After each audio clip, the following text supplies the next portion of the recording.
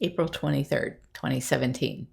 Alternet reports thousands of big cats are suffering in inhumane roadside zoos across the U.S. Congress can put an end to this cruelty by passing the newly reintroduced Big Cat Public Safety Act. Thousands of lions, tigers, leopards, and other big cat species are kept in grossly inhumane conditions by private individuals and unqualified exhibitors in the United States. A man in suburban Chicago kept a tiger in a 5-foot by 5-foot cage in his garage. New York authorities confiscated a 500-pound pet tiger from a Harlem apartment. People in California, Texas, and North Carolina have encountered confused and abandoned tiger cubs wandering the streets. In 2 separate incidents in Kansas, county sheriffs seized tigers and other big cats who were found neglected and living in filth in flimsy cages. There's no question these animals endanger communities. Since 1990, there have been hundreds of dangerous incidents involving captive big cats in nearly every state. 4 children have been killed and dozens of others lost limbs or suffered traumatic injuries. 19 adults have been killed and scores have been mauled.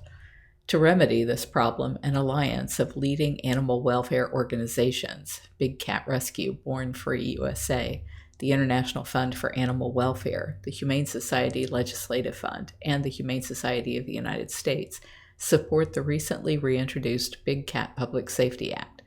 The legislation prohibits the ownership of tigers, lions, leopards, and other big cat species by unqualified individuals and poorly run animal exhibitions. The problematic ownership of these animals is intertwined with an explosive industry that breeds big cats for cub petting opportunities. The use of infant big cats for public handling, such as photo ops and play sessions, is based on heartbreaking abuse. Breeders churn out babies who are pulled from their mothers shortly after birth. Removing newborns from their mothers is traumatic for the mother, who mourns the loss of her young cubs, as well as for the babies who are deprived of proper nutrition and care.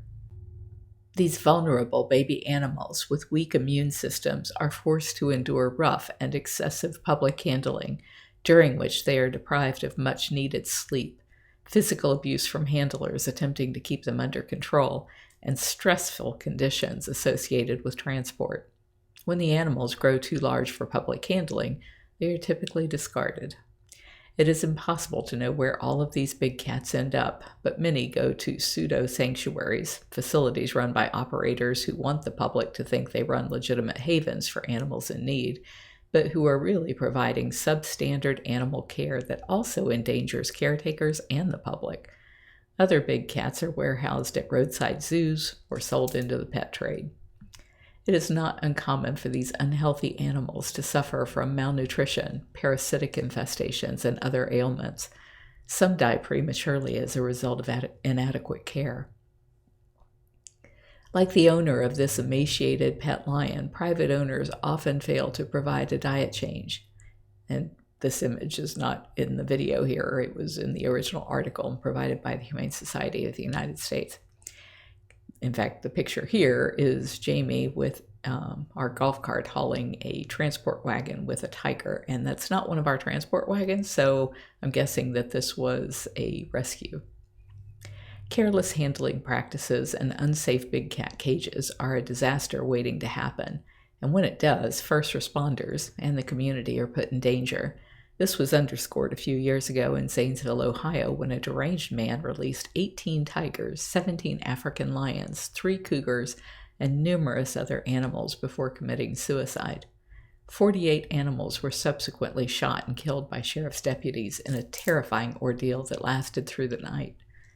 No one should have to risk encountering an escaped big cat in their neighborhood, and no wild animal should have to spend his life pacing in circles around a barren cage. Too many captive big cats are kept in inhumane conditions, posing a threat to the community and creating a burden for law enforcement agencies and sanctuaries. The Big Cat Public Safety Act, H.R. 1818, is a common-sense solution to this dangerous and cruel problem, and it's time for Congress to act.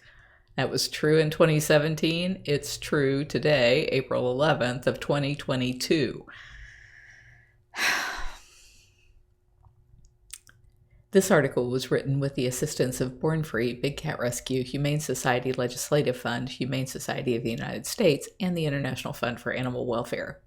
And it wasn't written by me, so I'm guessing that it was primarily written by, because the next line says, Kate Diluski is a program associate at Born Free USA, a national animal welfare and wildlife conservation organization based in Washington, D.C.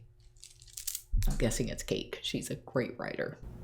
If you're enjoying my diary, please like, share, and subscribe.